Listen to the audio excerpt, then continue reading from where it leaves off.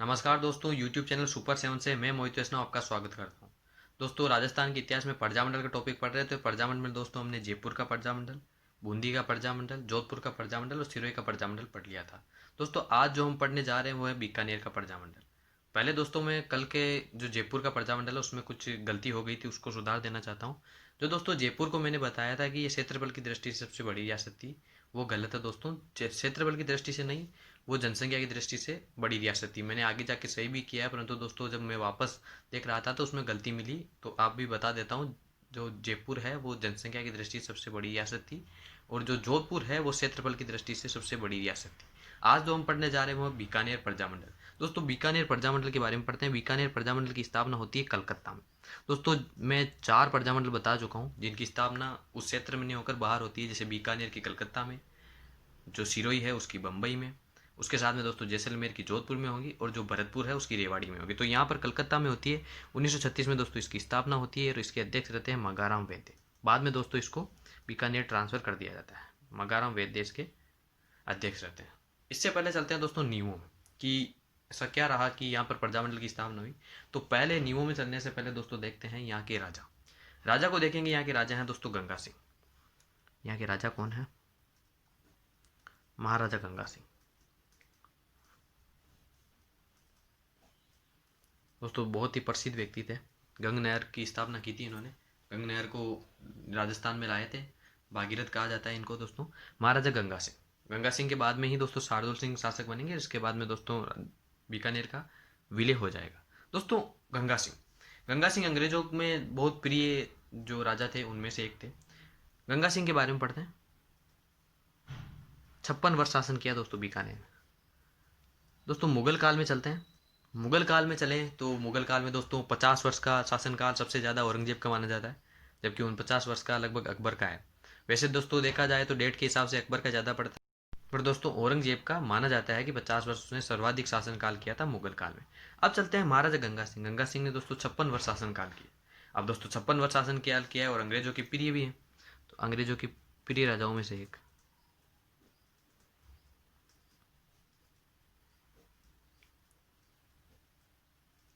ठीक है दोस्तों, बीकानेर में है दोस्तों संधि होती है, तब यहाँ के राजा सूरत सिंह रहते हैं, संधि करते हैं 1818 की।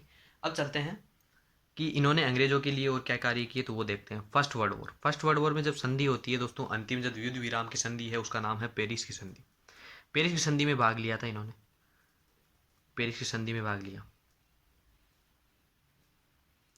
Second world war. Second world war हम देखते हैं तो दोस्तों सेकेंड वर्ल्ड वॉर का जो टाइम पीरियड्स है वो 1939 से लेकर 1945 तक है, और उस समय इन्होंने अपनी सेना गंगा रिसाला, ऊँटों की सेना है दोस्तों, गंगा रिसाला को अंग्रेजों के लिए भेजा था। इसके अलावा दोस्तों इनका और का क्या काम है, तो इसके अलावा दोस्तों इन्होंने जो चैम्बर ऑफ प्रिंसेज है उसका गठन किया था। तो चैम्बर ऑफ प्रिंसेज के चांसलर हैं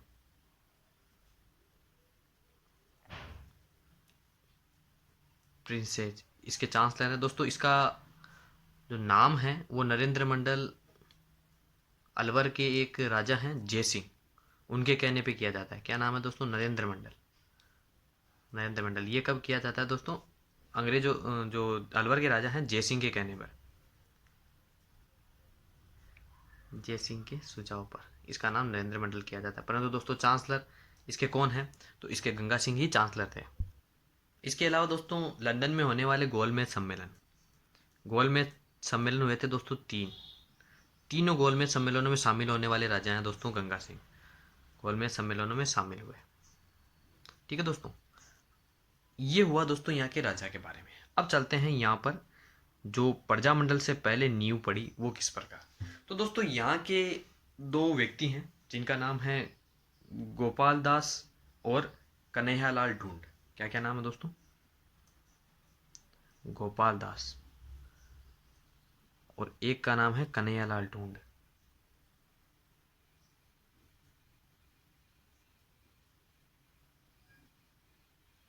इन्होंने दोस्तों एक सभा की स्थापना की, उसका नाम है सर्वहितकारणी सभा।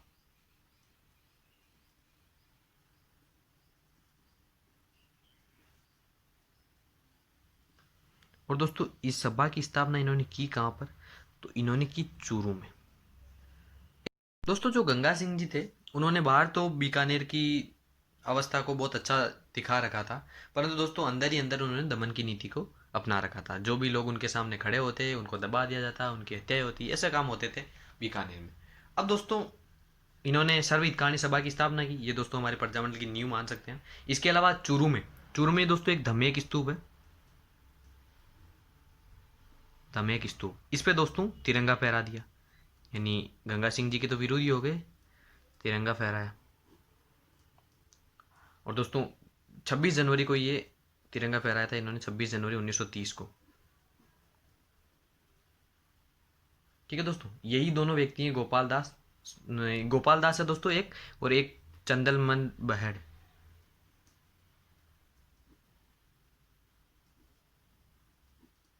बहड़ और गोपाल दास, ये दोस्तों दोनों मिलकर यहाँ पर तिरंगा फहराते थे। दोस्तों कन्हैयालाल ढूंढ और गोपाल दास ने सर्व हितकार्नी सभा की स्थापना की और धमेक स्तूप पर तिरंगा फहराया था, चंदलमन बहड़ और गोपाल दास ने। इसके साथ में दोस्तों जब गोलमेज सम्मेलन चल रहे थे, तब दूसरा गोलमेज सम्मेलन की बात है और गंगा सिंह जी वहाँ पर थे, तो यहीं के लोगों ने गोलमेज सम्मेलन में एक बुक वितरित करवाई जिसका नाम था बीकानेर दिग्दर्शन। बीकानेर दिग्दर्शन नाम की दोस्तों इन्होंने एक पुस्तक का वितरण करवाया था वहाँ पर, दिग्दर्शन।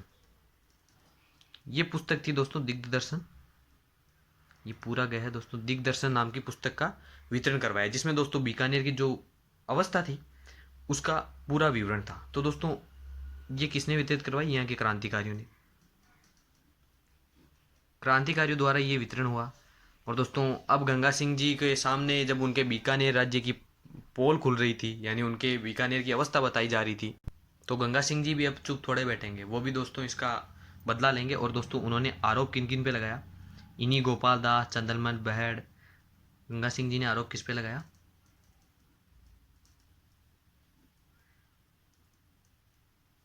गोपाल दास, पहले नंबर पे दोस्तों गोपाल दास का नाम आया। इसके बाद में दोस्तों चंदलमल बहड़, साथ ही दोस्तों जो खूबराम सराफ यहाँ के क्रांतिकारियों में से थे दोस्तों, खूबराम सराफ,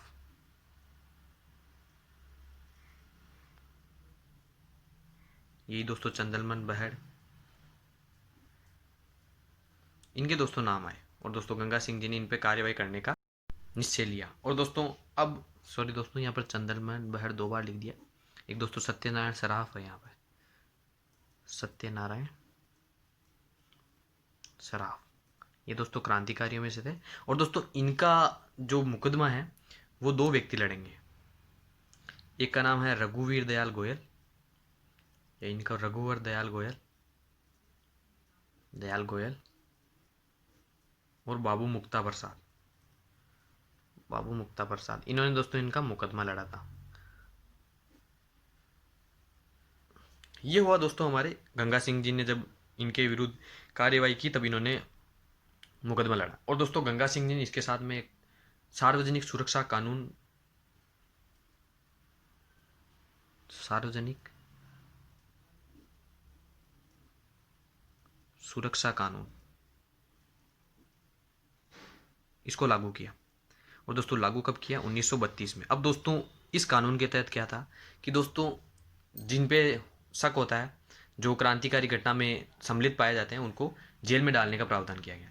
और दोस्तों इसी प्रकार का कानून भारत में भी बना था, जो था रोलट एक्ट, जिसका ये दोस्तों विरोध होता है, जलियांवाला बाग कांड उसी के विरुद्ध होता है। अब दोस्तों इस प्रकार के कानून बने और सार्वजनिक सुरक्षा कानून को दोस्तों बीकानेर का कालो कानून भी कहा गया। फिर दोस्तों हमारी पहली हम घटना पढ़ते हैं, मघाराम वैद्य द्वारा कलकत्ता में स्थापना कर दी जाती है। और इस प्रकार दोस्तों हमारे यहाँ पर प्रजामंडल की स्थापना हो जाती है। बाद में दोस्तों यहाँ के राजा शार्दुल सिंह बनते हैं, 1943 में जाके शार्दुल सिंह यहाँ के राजा बनते हैं। और दोस्तों फिर जो एकीकरण है उसमें बीकानेर का भी एकीकरण हो जाता है, जिसमें दोस्तों सबसे बड़ी बड़ी 4 रियासतें जयपुर, जोधपुर, जैसलमेर और बीकानेर मिल जाती है। राजस्थान का चौथा चरण कंप्लीट होता है। और दोस्तों ऐसी जो प्रक्रिया है वो हम एकीकरण में पढ़ेंगे। चलते हैं दोस्तों बीकानेर प्रजामंडल के बाद में आगे। दोस्तों अब जो हम प्रजामंडल पढ़ने वाले हैं वो हमारे डेट के हिसाब से सही बैठते हैं। जैसे दोस्तों हरिपुरा अधिवेशन 1938 में होता है और वहाँ से अनुमति मिलती है, तब जाके दोस्तों जो प्रजामंडल की स्थापना होती है। अब वही प्रजामंडल आते रहेंगे। तो दोस्तों शुरू करते हैं अलवर प्रजामंडल। दोस्तों स्थापना अब इनकी अधिकतर की 1938 में होगी, अलवर प्रजामंडल। दोस्तों ज़्यादा बड़े नहीं है और ज़्यादातर क्वेश्चन दोस्तों इन्हीं में से बनते हैं, कब स्थापना हुई और इसके संस्थापक कौन है, तो अलवर प्रजामंडल 1938 में दोस्तों इस प्रजामंडल की स्थापना होती है। स्थापना करने वाले हैं वो है हरिनारायण शर्मा